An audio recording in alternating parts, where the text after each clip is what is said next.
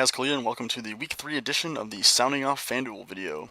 Week 2 was another solid week for us as we've cashed in our most of our 50-50s, or if not all of them. So let's go ahead and try and keep that streak alive here in Week 3. The only thing I really want to point out and emphasize is pay attention to injury news around the league.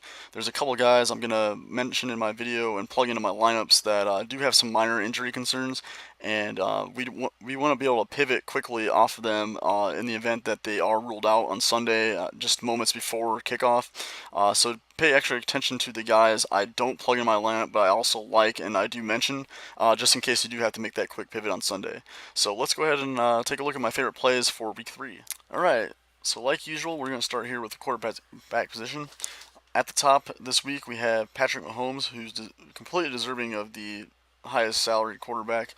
He's thrown 10 touchdowns in his first 2 games, and he has another great matchup against the 49ers this week. If you're spending up for a quarterback, definitely go this route with him. He's probably the safest one this week. However, I'm going to probably go towards the mid-tier, as we'll see here in a minute. But he is definitely my favorite quarterback for spending up if you're spending up this week. If we drop down a little bit, Drew Brees is not a bad option at $8,500. I know in each of the first 2 videos this year, I've mentioned how he is a lot better at home than he is on the road. However, he has done really well at Atlanta over the course of his career. This is a high-scoring game. It's indoors on turf, so I feel pretty comfortable rostering him if you want to go that route as well. If we slide down a little bit, Matt Ryan on the opposite side of Drew Brees at home. This is a high-scoring game. The Falcons currently have the third highest projected team total in Vegas. This is supposed to be a close game. It's going to be a shootout, so he's definitely in play. I think I like Watson more than Ryan though this week.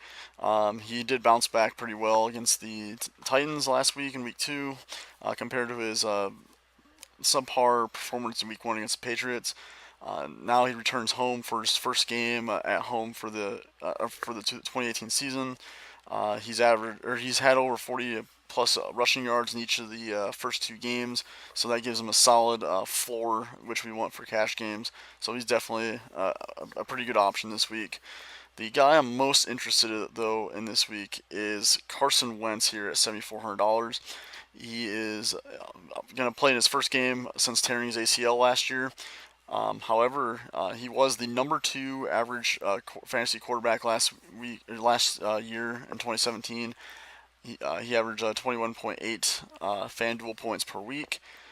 He's got a solid matchup at home against the Colts. I know the Colts have had an improving defense from years past, but they're not anyone that we should be fearing by any means. So feel free to fire Carson Wentz up, and I fully expect him to pick up right where he left off. I don't think the Eagles would throw him out there if he's not ready. I mean, they do have Nick Foles, who's a quality backup. So if Wentz for whatever reason had a setback or was way less than 100%, they would not even risk it. So let's move over to running back here.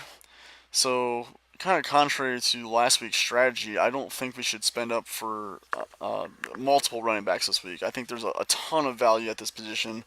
With that being said, I think we should grab one of these guys at the top, either Gurley, Kamara, or Gordon again. I'm going to go with Kamara. I like the $600 savings from Gurley. If you want to go up to Gurley, that's perfectly fine. They're both fantastic options as always.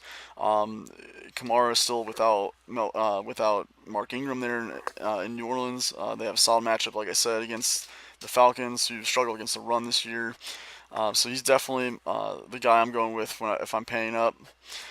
If we drop down a little bit, there's some guys in the mid-tier that are decent. McCaffrey saw a really big increase in volume. Ron Rivera, their head coach, said that he wanted to get him involved, and he followed through with that by giving him 15 targets, and he had 14 receptions for over 100 yards. So he's definitely a solid, safe mid-tier option if we want to go that route. Let's see here. Tevin Coleman. Now, here's the one regret I had about Week 2.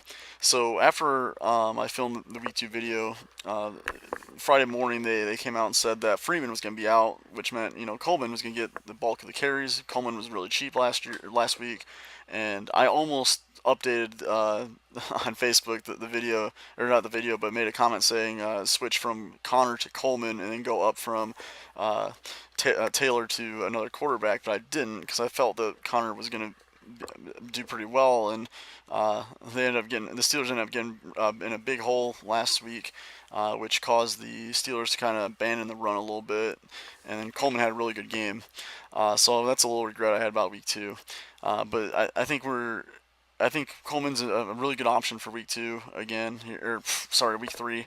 Um, Freeman's going to be out again, so it's going to be Coleman, all Coleman. He's going to get all the touches he can handle here against the Saints, who are not that great on defense. So he's definitely in play again here at $7,300. Um, I'm going to go bargain shopping here, though, a little bit. And here's the first injury situation that we have to take a look at here. The first guy I'm going to look at is Dalvin Cook. I'm going to plug him in for right now, assuming that he does get a practice in on Friday and Saturday, and he's good to go. The the Vikings are heavy favorites against the Bills. 16.5 points to be exact in Vegas. That's a ridiculous amount this early in the season. It just shows that the Bills are awful. The Vikings should be in control of this game, which means they're going to run a lot late. And I don't think they're going to fire up Cook unless he is similar to Wentz, unless he's 100% or close or not or close to 100%. There's no reason to risk him furthering getting another injury.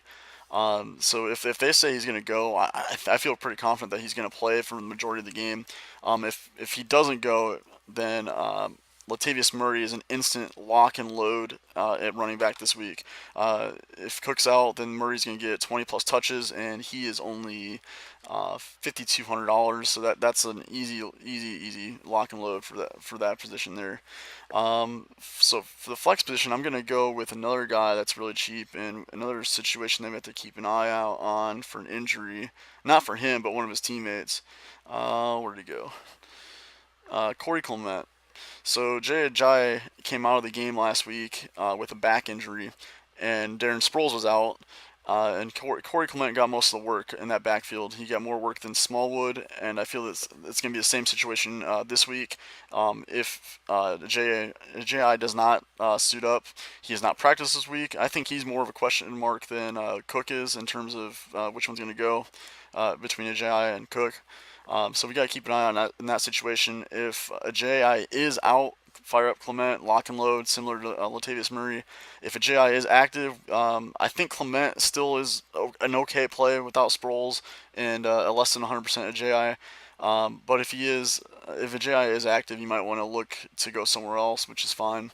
But yeah, like I said, if a J.I. is out, for sure fire up Clement. That's pretty much all the running backs I'm looking at this week. So let's go ahead and slide over to wide receiver. Um, well, at the top here, Michael Thomas, Julio Jones, DeAndre Hopkins, Green, and also I'm going to throw in Beckham. I mean, Diggs is okay, but with them being heavily favored, I don't like playing wide receivers on teams that are heavily favored because once they get in the second half, the teams kind of die down on the pass and tend to lean more on the run. So I'm going to eliminate Diggs here. But these guys all at the top, they're all in decent spots. The guy I'm gonna go with here, though, and I feel is the safest this week, is Michael Thomas. Thomas has been pretty awesome so far this year. He's had 30 targets in 2 games, scored 3 touchdowns. He's definitely Drew Brees' favorite target, and there's no question about that. He has a decent matchup this week against the Falcons, and like I said earlier, it's a high-scoring game, so I feel like he's a pretty safe play here, and he's my favorite option at the top.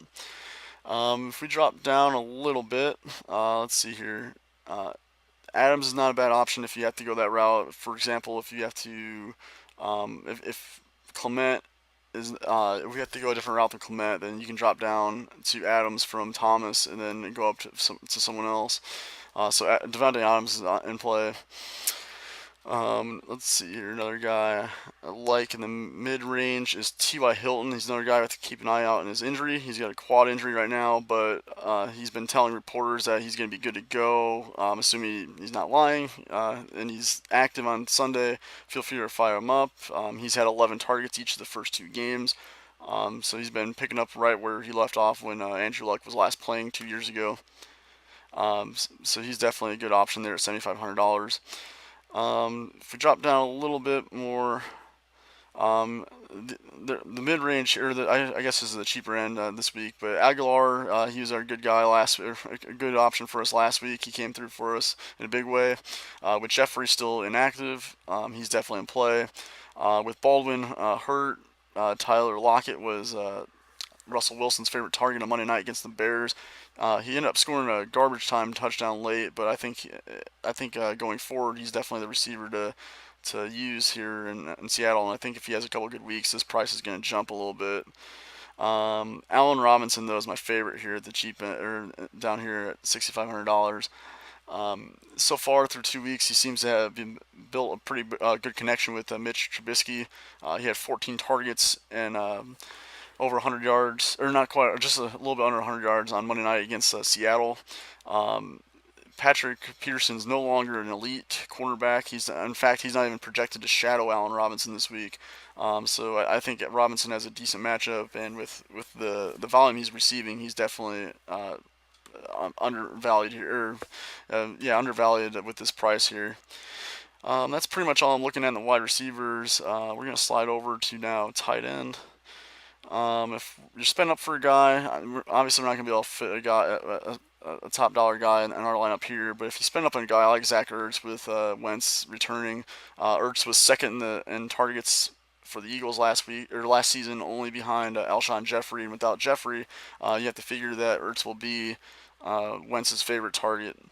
Um, if we slide down a little bit, I think Ebron and Jack Doyle are both in play. Ebron's been getting the touchdowns, but Doyle's been seeing the higher snap counts and more targets outside of the red zone. Um, Both of those guys are in play here. Drop down to even more though, and this is the route I'm going to go once again, is the value route. And I know this guy kind of burnt us last week. No, he's still at mid price here. Where'd you go, Ian Thomas? Oh, I don't know where he's at here. So I'm going to just type him in here. So Ian Thomas didn't do as much as I anticipated last week, and yeah, he only had 2 receptions for 10 yards, getting us 2 points. But we still cashed even with that low of an output from a guy. I think he gets a little bit more involved here. I think the one encouraging sign for Ian Thomas last week was he was out there for 94% of the snaps. So that's a really good sign that they're trusting him to be the tight end. It's just a matter of Cam Newton just going his way a little bit more often. Sometimes with rookie tight ends, it takes a little time for them to develop a connection with the quarterback. This guy is pretty athletic, so I think it's only a matter of time until they do get him the ball. And this is a perfect week for it to happen too. Cincinnati's been pretty awful against tight ends so far this year. They allowed 1 touchdown last week and 1 touchdown in week 1 as well. So I think there's a good spot here. And like I said last week, we really don't need him to do much at this price. If he scores a touchdown, we're gonna be golden. But if he doesn't, he got 3 points for us last week and we were fine. So we just want him to do something and not do absolutely nothing. Another guy that I like down the mid price range for tight ends this week is Mark Andrews of the of the Ravens. So far through 2 weeks, he's been the tight end that has gotten the most action in the passing game. With Hayden Hurst, their other rookie tight end that they drafted, he's been out with an injury. So Mark Andrews has been kind of filling that void for now, and he has a decent matchup against the Broncos, who are only middle of the pack. So he's another guy. If you feel like you got burnt by Ian Thomas last week and you don't want to go back to that option, go ahead and plug in Mark Andrews. I think he's a decent cheap option for you this week. All right, so now that leaves us just a defense here. We gotta clear out the search here. If we go over defense, Jaguars are top price. I don't think I'm gonna pay up for $5,000 for them. I think Vikings are the safest route you can go at $4,900 against Buffalo. We don't have enough in this particular lineup. If you do have enough, that's probably the safest one. But the team I like a lot is the Chicago Bears. I can't believe that they're the 1, 2, 3, 4, 5, 6, 7, eighth priced defense this week after what they've done so far with the addition of Khalil Mack. He's just completely rejuvenated that defense. They might end up being a top 5 defense when it's all said and done at the end of the season. And so far, they've been great. I mean, they did really great against Aaron Rodgers in that first half there. And then they did outstanding against Russell Wilson on Monday night. The Cardinals have been atrocious on offense this season with Sam Bradford at quarterback. So I imagine that the Bears handle them pretty good or pretty easily. There's really not a cheap defense I'm really liking. I usually like a cheap defense that throw out there. Maybe the Dolphins at home against the Raiders. That might be a solid or pretty cheap price defense if you want to go that route. But other than that, I really don't like any of the cheap defenses this week. Um, but yeah, that's how my lineups are shaping up this week so far. Like I said, we gotta stay on top of the injury situation for a couple of these guys. Just be plugged into the news and take a look at injuries between now and Sunday. But if you have any questions, feel free to hit me up on either Facebook or on Twitter. My Twitter handle is Kaz_Kalita. And it can be this DFS or even season long fantasy questions. So feel free to hit me up. See you guys. Good luck.